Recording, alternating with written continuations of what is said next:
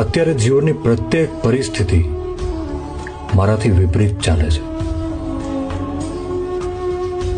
પણ જ્યારે હારી જાવ ને જીવનમાં, તો એક સહારો આપી દેજો તમે. જો જીવનમાં તમારી પાસે આવું ને, તો 2 ઘડી કાઢી લેજો અને મારી વાત સાંભળી લેજો. જો બની શકે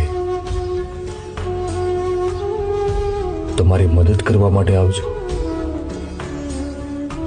જીવનમાં માત્ર તમે એક જ છો કે જે મારો સહારો છો.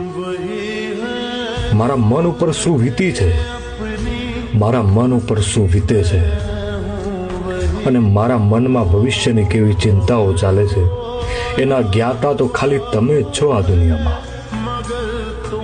બસ પ્રભુ, 2 ઘડી કાઢી લેજો આ તમારા એક ભક્ત માટે.